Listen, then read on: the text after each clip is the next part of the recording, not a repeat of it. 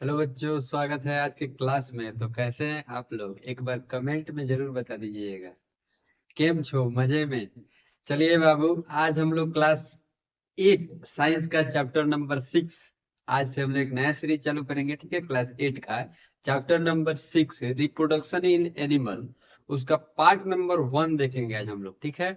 Reproduction in animal, उसका introduction जानेंगे लोग हम लोग कि रिप्रोडक्शन क्या होता है, ठीक है? सबसे पहले आज पहले क्लास में हम लोग जानेंगे रिप्रोडक्शन क्या होता है, यानी कि रिप्रोडक्शन का हिंदी होता है प्रजनन, ठीक है? रिप्रोडक्शन एक प्रोसेस होता है जिसके माध्यम से दो ऑर्गेनिज्म या एक ही ऑर्गेनिज्म अपने जैसा संतान उत्पन्न करे, उस प्रोसेस को क्या कहा जाता है? रिप्रोडक्शन कहा जाता है। चलिए बाबू, इसको एक स्वरूप, एक इंग्लिश में देख लेते हैं, एक लैंग्वेज में देख लेते हैं, ठीक है? ये तो हो गया हम लोगों को एक कॉमन लैंग्वेज जिसमें हम लोग समझ गए इस चीज को, ठीक है ना? लेकिन एक उसका पैराग्राफ हम लोग देखेंगे तभी ना हम लोग कहीं पे लिख पाएंगे, ठीक है? और उसको जब देख लीजिएगा आप लोग तो याद भी कर लीजिएगा, ठीक है? क्लास बहुत इंपॉर्टेंट है, ये सीरीज बहुत इंपॉर्टेंट है, ये चैप्टर बहुत इंपॉर्टेंट है क्लास 8 9 10 11 12 सब क्लास के लिए, ठीक है?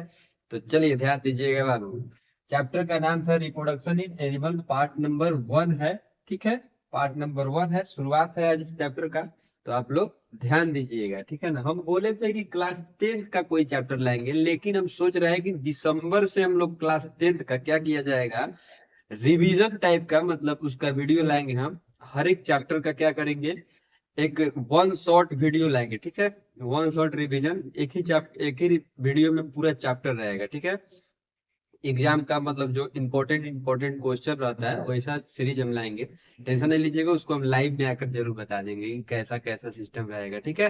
तो चलिए आज की क्लास में ध्यान दीजिएगा। क्लास 8 साइंस का chapter number 6 reproduction in animal. Reproduction in animal का हम लोग पहले रिप्रोडक्शन के बारे में देखेंगे, रिप्रोडक्शन क्या होता है। ध्यान दीजिएगा, 2.3 पॉइंट लिखा हुआ है। Reproduction is the biological process by which living organism produce new individual। बोल रहा है कि रिप्रोडक्शन जो होता है वो एक बायोलॉजिकल प्रोसेस होता है जिसमें लिविंग ऑर्गेनिज्म यानी कि जीवित चीज क्या करते हैं, जीवित जीव जंतु क्या करते हैं, अपने जैसा लिविंग ऑर्गेनिज्म अपने जैसा न्यू इंडिविजुअल यानी कि नया संतान, ठीक है? इंडिविजुअल नया चीज बोल सकते हैं हम लोग अपने लैंग्वेज में, ठीक है? नया संतान ही बोलिए। ऑफ देयर ऑन काइंड, अपने जैसा एक स्वरूप, एक बच्चा का क्या करे, प्रोडक्शन कराए, जन्म दे।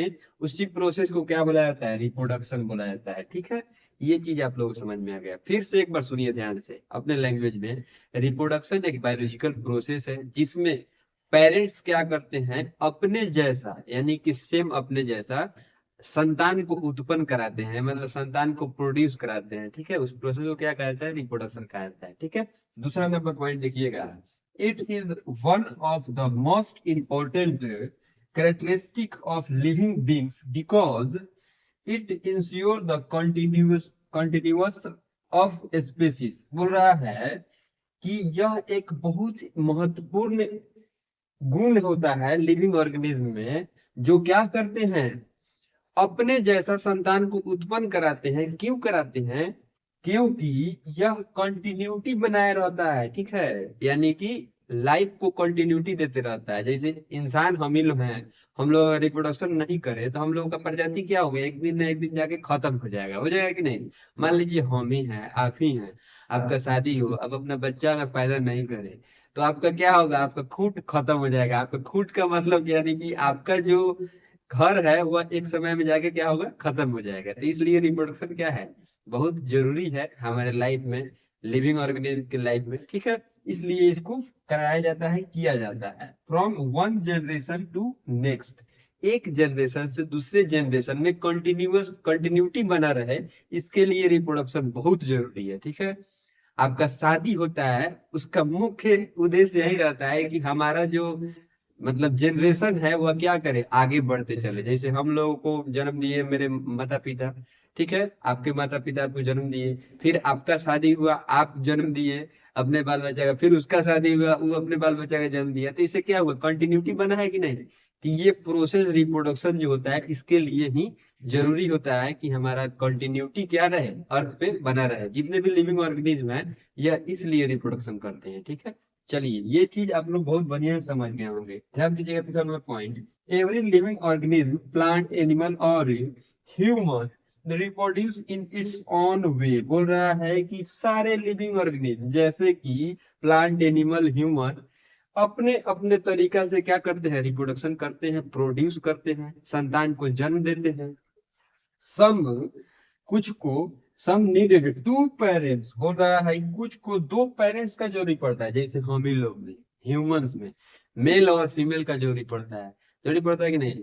क्या आप मेल है तो अपने आप से जन्म दे दीजिएगा, एक फीमेल अगर रहेगी तो अपने आप से जन्म दे देगी? नहीं, दोनों का जरूरी पड़ता है। दोनों जब मिलता है, जुलता है, एक साथ रहता है, सब काम एक साथ करता है, तभी क्या होता है, वह संतान का जन्म होता है। ठीक है, आगे देखिए, while some can reproduce using only one parent, और कुछ जो होते हैं एक ही पेरेंट का उसको जरूरी पड़ता है।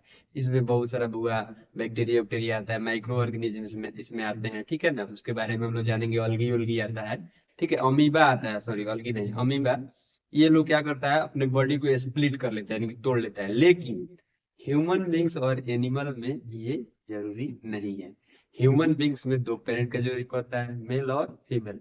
अब हम हैं मेल, आप फीमेल नहीं मिले तो हम रिप्रोड्यूस कर लेंगे? नहीं कर पाएंगे। आप हैं मेल, आपको अगर मतलब आपको फीमेल बॉडी ना मिले तो आप रिप्रोड्यूस कर पाइएगा? नहीं कर पाइएगा। ठीक है, दोनों का सिस्टम अलग अलग होता है, दोनों के सिस्टम को मिलना जरूरी होता है, इसलिए रिप्रोडक्शन हो पाएगा, तभी बच्चा का क्या होगा, जन्म हो पाएगा। ठीक है ना, ये चीज आप लोग समझ रहे होंगे, सब समझता है सब। ठीक है, और फीमेल बॉडी भी अगर मान लीजिए फीमेल कोई है तो वह अकेले कैसे रिप्रोड्यूस कर पाएगी, उसको भी तो मेल पार्टनर का जरूरी पड़ता है। ठीक है, चलिए आप लोगों की क्लास में बस इतना ही जानना था। सीनियर क्लास में जैसे जैसे बढ़िएगा वैसे वैसे क्या करना है, हम लोगों को विस्तार में जानना है रिप्रोडक्शन के बारे में। तो चलिए, विस्तार में हम बता ही दिए हैं, इससे विस्तार में क्या जानना है। चलिए बाबू, मिलते हैं अगले क्लास में, तो तक के लिए आप लोग अपना बहुत ख्याल रखिएगा। अगर वीडियो अच्छा लग रहा है तो एक बार लाइक जरूर कर दीजिए, और चैनल को सब्सक्राइब जरूर कर दीजिएगा। फेसबुक देख रहे हैं तो पेज को फॉलो कर लीजिएगा। मिलते हैं अगले क्लास में, बाय बाय।